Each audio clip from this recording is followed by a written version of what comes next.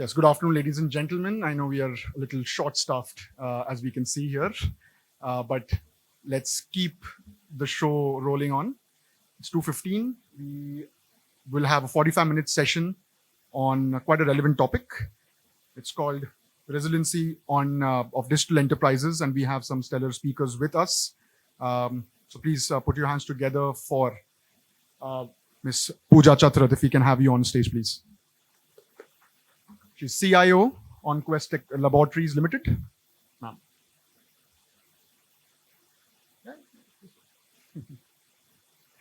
Great. Next up, we have Mr. Ramchandra Kulkarni. He's Managing Director for Goldman Sachs Limited. Welcome, sir. Thank you so much for being here. We'll share two mics each on one side. You can just, drape it out. Right. Next, we have Mr. KK Mukhi. Thank you, sir. Founder and CEO, Network Intelligence. If we can maybe have him on the other side. Yeah. Right. Thank you so much. Next up, Mr. Vinod Bhatt, CIO, Vistara, Tata, SIA Airlines. Thank you, sir. Thank you for being here. And yes, rounding things off before we get to our moderators on our way, Mr. Prakash Bodla, Global Electronics Platform Leader at Carrier. Ladies and gentlemen, thank you so much for being here. I think maybe in the interest of time, since we are awaiting Dr. Sudarshan, we can take up, you already know the flow. Session is all yours. We can start with it. Yeah, sure, please. But is it okay? Yeah, we're done. Hello. I think I'll start. Then we'll just make it as a conversation. So I think let's start with what digital resiliency means. That's What was a lot of definitions around. So we just wanted to check that each one of us probably will start what it means.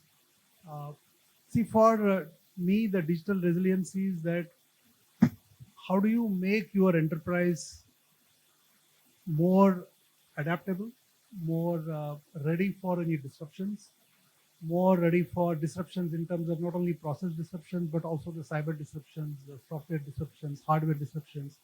How do you make this organization, ready for that?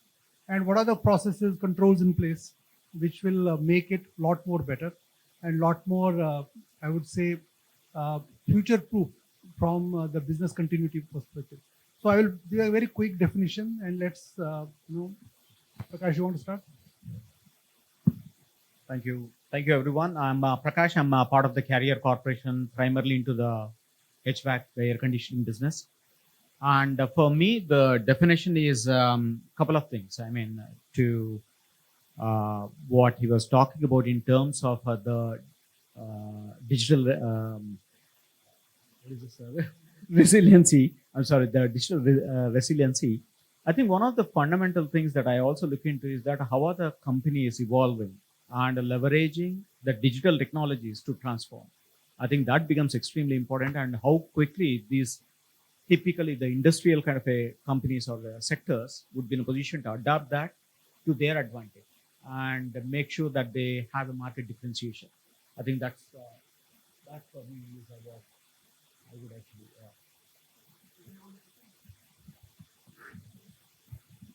So before digital resiliency, I would say resiliency is like we all know.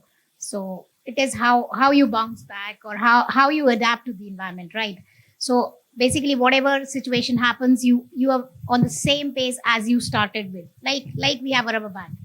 If we stretch it, it comes back to the position. So that is the same resiliency is now what we are talking about, digital resiliency. So if we talk about our organizations, so how do we bounce back? Like it's been mentioned by the peer members as well. So how are we in a situation to adapt to the new things? How are we in a situation if any natural disasters happen? Something like pandemic, which we just faced few years back. So that is the kind of thing. How ready is the business to come back to that, and how we would follow the business continuity post all such kind of situations. So for me, how the digital systems related to cybersecurity or any of the networking or your applications, how they'll act as digital resiliency? I think before we go to Mr. Ramchandra, let's talk about from the platform perspective, from your perspective, KK, you want to throw some light that what it means and how do you see the industry shaping up, changing for the last 22 years, what the company has set up? Sure. So I think first, I think everybody's covered in terms of what the definition is. I could not add more to define resiliency. It's precisely what you said in terms of adaptability, flexibility, most importantly, the capability to bounce back. I think it starts with a mindset change, first of all. And especially when we talk to digital enterprises, everyone is a digital enterprise today, right? So in that sense, there is this conflicting pressure to evolve, develop new technology, go live, create cutting edge solutions and products, and develop capabilities to compete in a very difficult market environment. And then at the other end, we are also saying that something dramatically could go wrong. So the first thing that we find as a hurdle when we speak to companies about cyber resiliency is the mental block that this will not happen to us. And this is a very human tendency. I think it's more of an Indian tendency. A few years back, I remember sitting down with my wife and talking to her and saying, I want to sit down and explain to you all the investments I have and everything that I have and all my passwords or some level of access I want to ensure your nominee. She said, why? I said, because you should know. She said, why? I said, something could happen to me. She said, nothing is going to happen to you. I said, but it's a conversation we should have. And she refused to have that conversation. I had to literally sit down, create a very heavily password encrypted file and email it to her. And I said, now you have it on the record. I've done my job. Okay. While we may not be able to have this conversation, but at least I have done the resiliency within the family. So that's the same thing that we have. And, Talib, a great author, came up with one great idea. He's written 21 books on it. The one great idea was the Black Swan event, which is that we are averse to thinking of low probability, high impact events. And the history of the world has shown that the world has changed or moved forward in different directions through events that nobody envisaged or very few people envisaged but had the highest impact.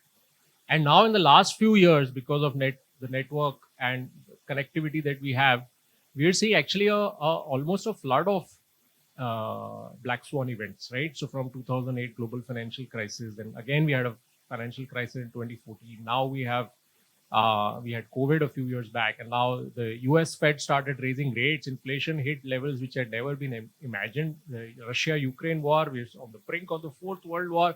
Life was good about 15 years back, no? All of this has suddenly made a big change. So I think it's first is the mindset change for organizations, leaders to think that something dramatically could go wrong. And I'll talk a bit more about how we do cyber drills and what the kind of responses we see and things like that. But I think that's where we can get started. That first commit to the fact that dramatically bad things can happen to our organization. Committing, just taking a leaf out of showing commitment to the cause, we have our moderator, finally, Dr. Sudarshan, right here. Thank you so much. I think we are a resilient panel. We are a resilient panel, absolutely. I was about to say that. It's a resilient panel. Executive Director, CDAC. Thank you so much for joining. Ramchandra, Yeah, first of all, being resilient is one, and sincere apologies. Multiple barricades beyond what we thought, which we do expect in a technical thing as we grow. Thank you for joining this panel. Thank you for all the panelists. And it's a wonderful panel. We have a mix of things. Some intro must have already happened during the delay when I reached late. So when we talk of digital, maybe I'll give a quick 1 minute thing before we continue with the session as per the original schedule.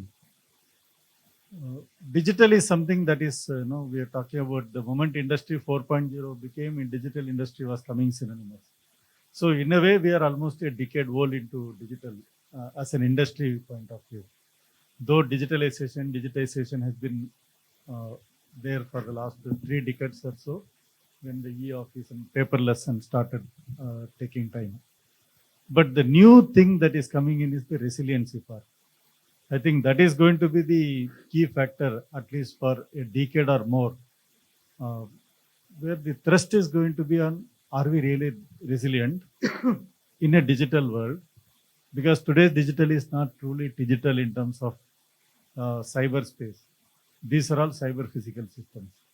So if you look at, for example, we have from SAA carriers, sir, you talk to them, anything happens in digital world, it impacts the physical world. You know, one airline's door gets opened, it's a catastrophe. So here we are looking at the resiliency, which is not about digital operations or digital system, but the resiliency as a word implies the ability to recover from failure. So how are we going to do it when the digital world is seamlessly integrated or ubiquitously integrated with the physical world? Even the metaverse avatars, we all know what happens after 20 minutes of being in the avatar world. We cannot sustain it, even if it is well planned and we are doing what we want to do. So your digital resiliency is beyond what we can actually imagine today. What we are looking at is only probably as the famous saying goes, tip of the iceberg. There is much more below that. That is what makes this panel extremely interesting and the topic very, very relevant.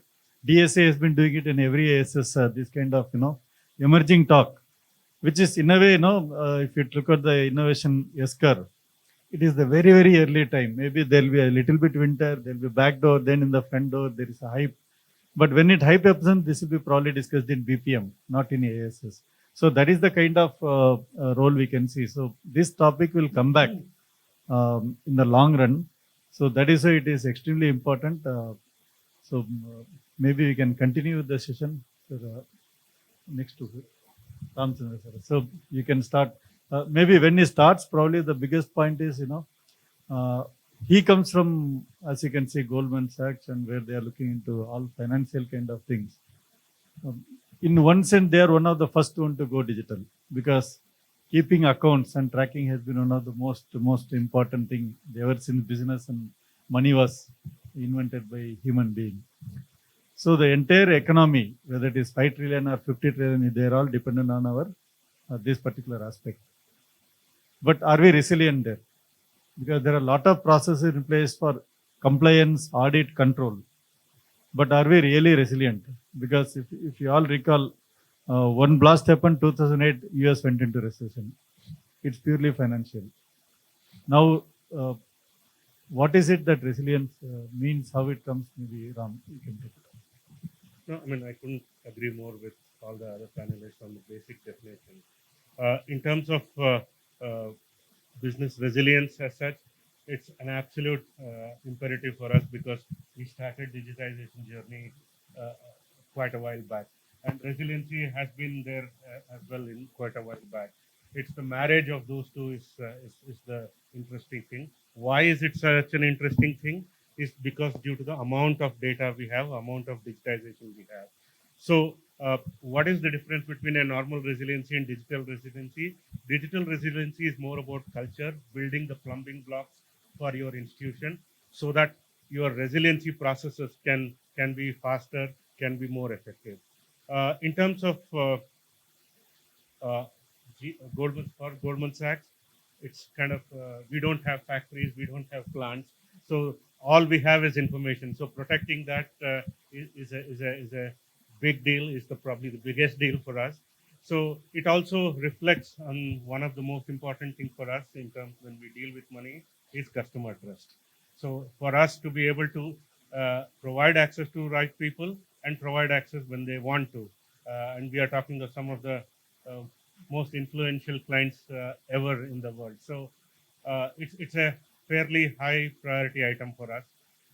From a regulatory tolerance perspective, if an event occurs in, let's say, downtown in New York, if there is an issue and we can't operate, the tolerance level at the for regulators outside India is slightly higher, because it's a street-wide problem. The moment if you have a problem in India, your own GCC is impacted, then the tolerance level is much lower, saying that no, you should figure out a way in which you can do things in the right way. So for us, it's doubly important for us to make sure the resilience is there. Sure. You want to start because you're a CIO. So now you have to plan your infrastructure, keeping resiliency in mind, not about just availability and all. And how does it impact as you go forward? Maybe from your perspective. So I'll take my organization as an example only. So in healthcare sector, as we see, it's a very niche sector. I would say not much organized as compared to financials or manufacturing sector. So BFSI and manufacturing, they are quite planned now. Whereas in healthcare, we have systems, but not up to that level wherein you can just get into and collaborate with other systems and all. So planning of infrastructure again depends upon how do you collaborate the different systems, because most of the healthcare systems, they used to work in silos. That was the biggest issue that we faced a lot. And this actually took big problems for us also when we faced the COVID. So getting back from that, getting the systems which are digital and giving the reports online to the users. So creating the entire infrastructure, actually cloud also helped us a lot into it. So how we actually moved from the in-house to hybrid structure, wherein planning are based on the requirements that are coming up, because customer data for us becomes very important. Compliance is one of the things that healthcare sector has to take care of lot, wherein and after data protection law coming in, so that is again one of the very important things that needs to be taken care. Storing the data with consent and maintaining all the data with full security wherein no breaches happen. So again, so infrastructure is one thing wherein you need to plan up, and over that the layer of cyber security, how that can be maintained because no breach happens. Health, as all of you know, healthcare is one of the closest targets these days wherein a lot of breaches are happening. So this entire thing has to be worked upon, basis which we took a lot of decisions internally, and we just expanded step by step to form a resilient system wherein anything that you comes up, any new software for the healthcare comes up, that gels up and the scalable system is formed in. So that has been the plan to form with. Yeah, one major challenge also has been into this is adaptability of the users, because the mindset, and when you have to deal with the health tech workers, that becomes somewhat changing that mindset and making them use the application. That is again one of the biggest challenges that we faced in this journey.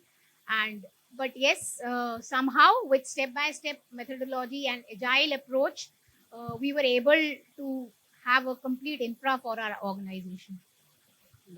Yeah, maybe we'll go back in the reverse order. Just continuing on what you said, in the healthcare, we are also dealing with privacy issues, one side that you already mentioned with the DPDP Act. But there is another aspect. A resilient system has to be interoperable, the plumbing that was just mentioned, so that the people talk to each other, processes talk to each other. But healthcare sector, it is exactly the reverse. Even in the same hospital, I go to another department, they will redo all the lab tests, everything. First of all, system A will not share whatever practice they cite. Second thing, by redoing it, it is adding cost to the end user. It is actually deterring people from actually making use of the healthcare facility. Now, just to look at the way we are dealing today, again, there is a scare of pandemic thing happening. And we keep traveling. All of us are, somewhere or the other. So we cannot go to the same facility, same expert every time. We should be able to walk in, reuse. Even with my consent, my data is not shared, even with me. So how are you planning resilience in healthcare sector? Maybe your thoughts will be very educating, even as an individual. Yep. For all of us. So the biggest thing that has to be taken care, which I think if it is healthcare or if it is any of the sectors, is communication and collaboration. So that is first thing which is required. Like you gave an example wherein one department doesn't talk to the other department, which can be in hospitals, which can be in labs. It is actually, the mindset has been like this, and somehow their systems have been built like that. So that's why I said that healthcare is not a very organized sector. it's being coming up post COVID. Actually, there is more of action which you could see on the healthcare as compared to what was there pre-COVID. So for that, yes, we plan to go for a lot of meetings, discussions with our internal stakeholders, making them understand what is the purpose of getting all the collaborated systems and how actually their workload would also reduce. So it's again pros and cons that has to be discussed with the internal stakeholders, so that like we are selling outside, so we have to tell them what is how they would be benefited. Same way it is selling internally, that how they would be benefited with the systems, and how easy it is when if the thing has been done by the registration agent, you don't need to fill in the entire. I'll just give a small example. If it is filled by the registration or the client at the client portal, why do you need to refill or recheck it at the lab? It is just, instead of again spending 2 minutes, we can save that 2 minutes with 10 seconds. So that's the kind of plan, that's the kind of applications that we have planned in internally. And with doing the entire business re-engineering, we were able to actually benefit the organization at lot many levels within the systems itself. And information flow from one system to other. For us, LIMS, Lab Information Management System, is the core application. And it was not talking to most of the other applications that we have inside the organization. But now it is like that every information to and fro moves from each application to the other business one. So this is something that we worked on. But yes, surely security over that is one of the very important thing that is required. And yes, vendors who are more like, I would say, I mention him. So we have lot many industry vendors who have helped healthcare sector as well as others also, CIOs like me, to actually build the security layer. Okay, yeah, that's good. Now I'll come back to Ram here. So in your case, once everything is digital, we have good compute system, networking is not an issue, bandwidth and all. But still, if there is a compromise, ransomware, whatever it is, some attack, basic data goes away. With no paper trail available, most of them become digital. Is there a way for you to recover, or what is the challenge you are facing if you have to reconcile and recreation, whatever compute is needed is available today? But do we have the raw data, or what becomes your source data as a backup? Maybe.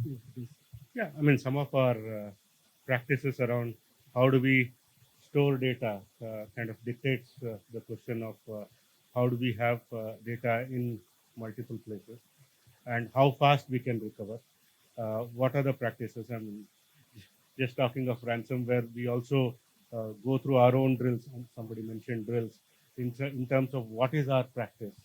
Obviously, we are also dictated by the regulation now, the recent regulations in the US, where if you are paying beyond a certain threshold, you are supposed to be reporting to the authority.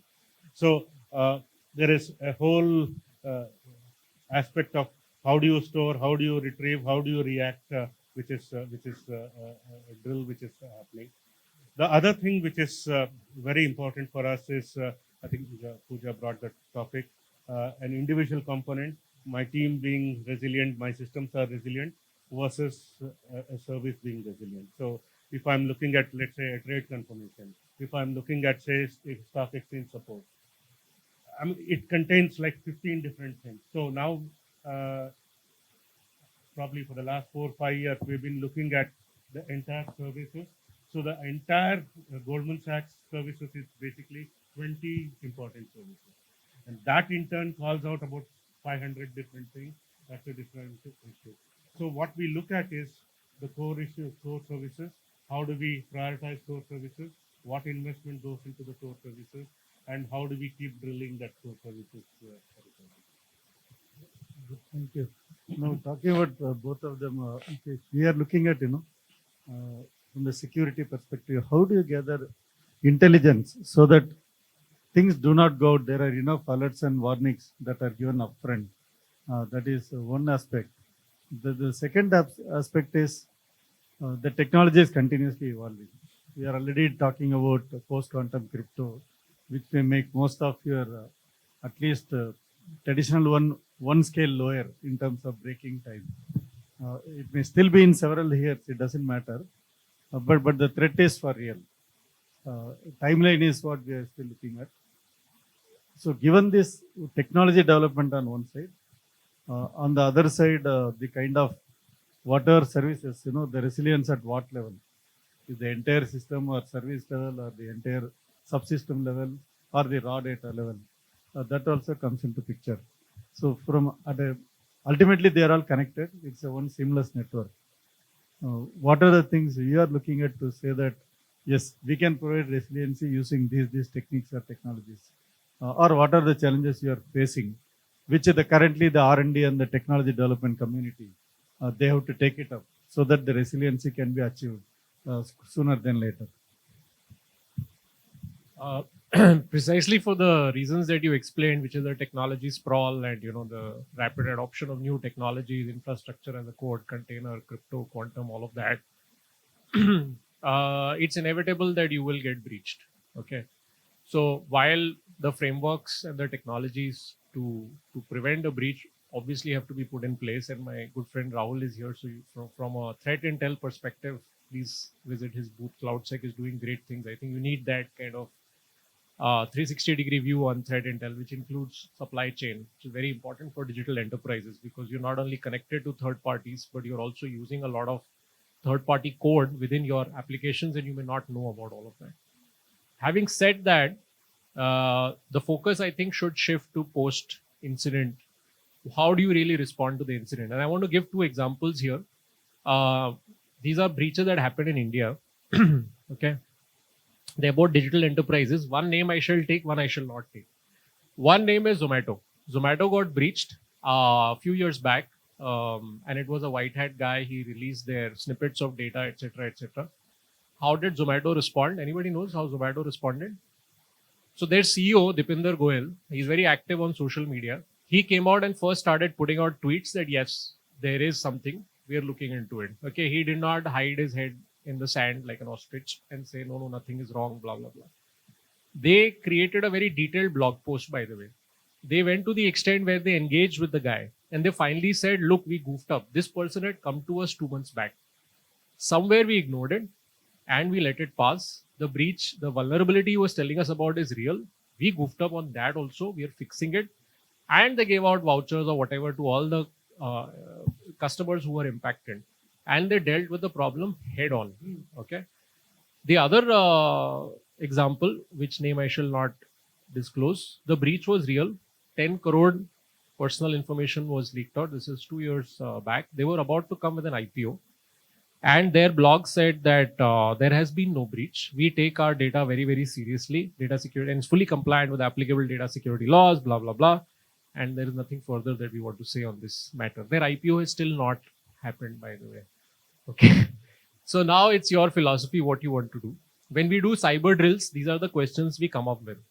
Today, when you want to do a press release in your company, it takes you a couple of days to draft and compose that press release. When you get breached, what are you going to tell to the press? Who's going to tweet out? Who will talk to the media?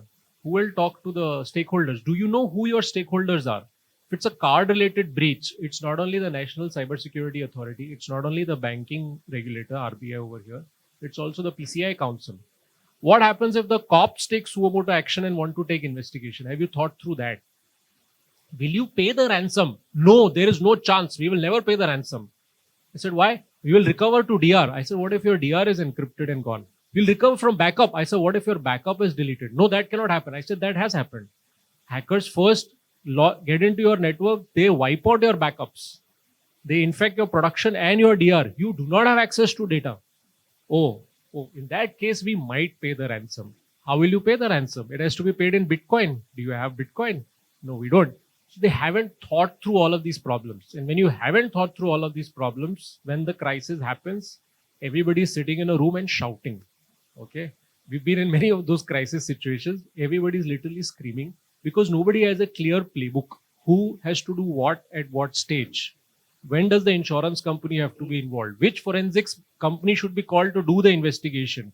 What if 3 different agencies want data? How will we share that data with all of them? So I think that is where the resiliency really should be, effort should be really put in. And with that, I also want to make sure the others also come in. So, yeah, just quickly, you're entering into a one side very regulated aerospace. On the other side, one of the most complex logistics operations that happen in real time. So how do you become resilient with the digital kind of thing, where even adopting a standard takes a lots of time? It goes through n number of processes across the globe. And after that, rolling out also, there is a cost. You see, you have a fleet that are maybe 30 years old. Many of the aircraft are on lease and things like that. This old generation systems working with the new requirement digital, which are probably not compatible from a technology perspective. How do you deal with it? See, luckily we are born on cloud. That's the good news. So when COVID happened, so we were able to manage the disruption which happened in the demand and supply part of it. Having said this, I will give a different flavor also to the resiliency, apart from the cyber resiliency which KK was talking about. It's also about the core business.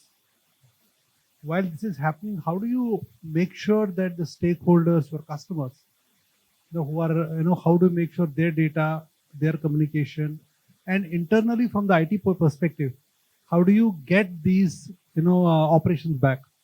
I think that is a, key question which should be part of every resiliency plan. And a lot of focus is on the digital immune system. How do you build that digital immune system in the organization? And there is, you have to look at your policies, because a lot of those policies which were 3 years old may not be applicable today. People haven't even updated those policies. So the policies and the controls. And also you should assess from the risk score perspective also. And a lot of the tools which we have invested or the companies have invested over the years, are these tools talking to each other? Forget about the application. I'm not talking about application. I'm talking about the monitoring tools. A SIM is sitting somewhere, XDR is sitting somewhere, source strategy is sitting somewhere else. But when this thing happens, how are these things, getting proactively monitored? Because a lot of things happen also, you may come to know after 1 month. Then somebody tells you know what, the data is probably compromised or there's a instance, and these tools throw you thousands of alerts. How do you sort out, filter out the false positives? And how do you focus only on which are relevant? So those are the challenges from the resiliency point of view also. How do you make that better? And good news is that there are a lot of tools available today which will make your life a little easier, because you can never sit back and relax and say that I'm done. You have to constantly look at how things are changing around you. And there are new threat actors who are actually getting into the system, getting into the whole enterprise every day. We don't want to knock the door. So it is a constant investment from the strategy point of view. You cannot be only working on one dimension saying that, I want to make myself cyber resilient. But what about the airline disruptions? What about the weather?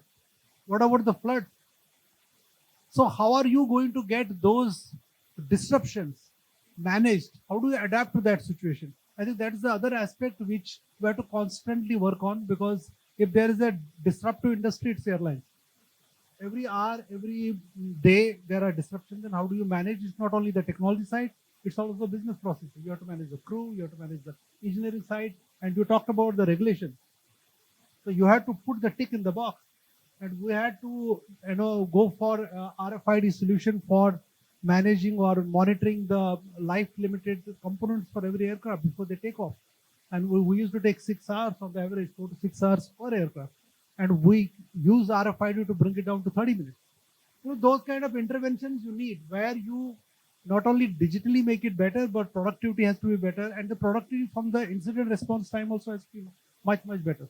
So there are a lot of flavors which we can talk about, and then you need to keep making sure that it is relevant. And your people, you rightly said that if something happens, do you have the plan? Who are the stakeholders? What is the communication plan? And I think that's probably part of the strategy when you build it. Time stop. Yeah. So Prakashji, see, many of the digital, ultimately they all depend on the electronics below. Okay. Yeah. So how do you give the assurance to all of us, ground up? I think the simple answer is there is no assurance at all, right? There can never be an assurance to say that with the technological developments that are actually happening, we are 100% foolproof. If that were to be the situation, we don't need to have the seminar, we don't need to have the conferences, we don't need to actually have all those startup companies working on it. I think that's the whole problem. Let me talk about the carrier organization, though it's actually into the air conditioning business. We are also there in the fire detection. We are there in the security product lines. Some of the biggest hotel chains in the world uses our locks. So we are right from there. Millions of devices gets actually installed. The whole problem is that typically people talk about ransomware and some big hack of the data. But the problem that we face is not just from that aspect, but it could be as simple as triggering a fire alarm in a location where it should not be. As a result, something bad can actually happen, right? With an evacuation, something bad can actually happen. Or somebody trying to break into a hotel room that you have actually been there, right? So there are some simple things that are actually happening, but the fundamental challenge that I'm seeing in this entire industry is that every person or every company is dependent on the other companies. No one company is in a position to create an entire enterprise kind of a solution by themselves. And it's not really required as well because it's not their cup of tea, and they need to say that, okay, for my ERP, I'm going to be banking on this company, and for my payroll, I'll bank on this company, for my cybersecurity, this company, and my firewalls is going to be this company. But the whole problem is when we are talking about our own specific company in terms of how quickly I can bounce back when the event happens, I'm only a one piece of this entire pie. Because if I have another field of the ERP, and if that goes on, there could be a vulnerability introduced into my business because of them. How quickly they can bounce back is also becoming. So we are actually with more and more complex organizational construct that we are actually having, with more companies becoming your ecosystem of your business, we are only increasing the probability and the likelihood of the failure. So you need to be really taking a look into the holistic picture in terms of what is your plan in case this happens, how quickly I can bounce back, and what are the processes, what is the methodology, etc., etc. So we cannot really come out with a plan for a specific event, a day. I think this has to be just like I have a breakfast, I have a lunch, I have a dinner. I think this has to be a day-to-day activity, and we have to continue to build on that. This needs to be a live kind of a process, document, methodology, thought process, and it needs to be there in the DNA of every company. Yeah, maybe a couple of questions maximum we can take with the audience before we go. One final quick fire with all of us. Any questions? Yeah, maybe. Right. Maybe. See, you rightly mentioned, no? In your case, a 0.2 degree change in the room temperature or energy consumption will disrupt the entire healthcare labs. The samples will go bad. Entire, the catering services will go bad. Lot of things we are looking at it. Maybe what is your, 20-second quick? What is a good takeaway, giving us a hope, and not the other way? No, I think there are so many tools and the technologies that are coming in that can actually make us work faster, right? And the future is bright. Leverage the technologies to your advantage rather than trying to get paranoid about it, and improve your business. I think that's what. So embrace technology and other. And if it's one takeaway, keep your resiliency plan fresh. Don't keep it stale, which includes your preparedness, your DIS, digital immune system. Just keep looking at it every day, as Prakash was saying. Okay, so dynamic. I think management commitment buy into this idea of resilience. This is really a business problem. It's not a technology or a cyber problem, as Mr. Bhatt very rightly said. It has to be seen holistically as a business continuity situation and addressed, in that sense. So I think management buy into the whole idea is very important. Top management commitment and support. Maybe what is your? I mean, that's a disadvantage of speaking last. So I think all right things have been said in terms of management sponsorship and how do we look at embracing technology. Those are two key aspects. Make it work for you rather than worry you. So I should add that everything has been added. Okay, but I'll say that it's a journey. We need to revisit it again and again, work on it, and that way it works the best. It's not a destination. You just fix it and you just keep it. It's not. It doesn't work like that. That's Let me be true Indian. I'll take 30 seconds after it is No over. worries, no worries. Please go ahead. Yeah, first of all, thank you for a wonderful panel. Fortunately, since we had also connected earlier, I am a bit more aware of than what they just shared.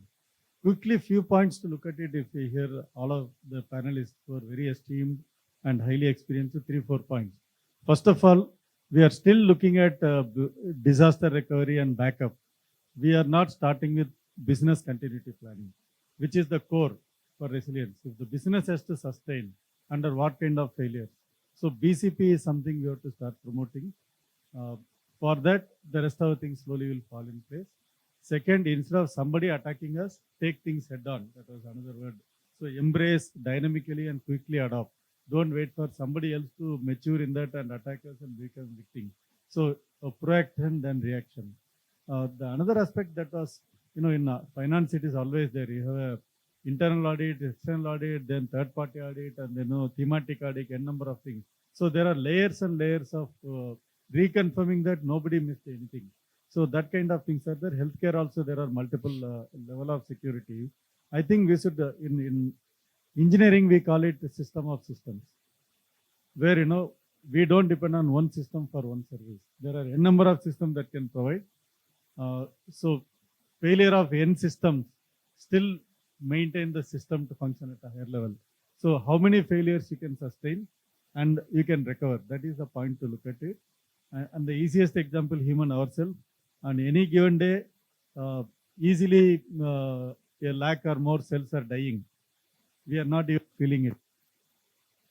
In fact, we don't even shed a crocodile tear because we are not even aware. Our body is so resilient. The industrial processes also at each level, if you go to that, I think that is the way to look at it. I think we should be inspired by our own, the way human and the genetic systems and biological systems evolve. That is fantastic. And coming from CDAC, I'll just add one of the latest layer. We all talk about quantum. Quantum, they say, if you go deep under the water where it is pitch dark, we find biological activities happening. They do photosynthesis. And it turns out with a single photon, they can do photosynthesis in the darkness. And they are able to survive till the next photon is available whenever it is. And it is a quantum process. So quantum is something for us to look at it. And with that, that will also provide a quantum leap in resiliency. And thank you for the great panel. And thanks, Shaurya, for putting up with the BP. Absolutely. You have been very resilient along with the panel. Thank you, audience. Another resilient, I think, initiative that we have. If you just last 1 minute, resilient initiative that we have at at DSCI is something called the Cybersecurity initiative, along with Microsoft. We have one alumnus with us, Ms. Apurva. If you can be very kind enough to give the last speech. Incidentally, CDAC was partner with you in that Cybersecurity. Yes, sir, that's correct. So hello everyone, this is Apurva. So I am from Midlife and I am in InfoSec Risk Management right now. I am a Cybersecurity alumni of 2019 batch. So I'm truly grateful to DSCI and Microsoft to create this impactful program like Cybersecurity to upskill women in the field of cybersecurity. So thank you so much, panelists. Yes. Yeah, while we are standing, since the topic came, when the program was actually running, there was one Dr. Sarat Chandra Babu, whose role I have taken. He is very much here, sir, if you could stand up, so that people know who was the person. Now he is with DSCA, by the way. So the world is.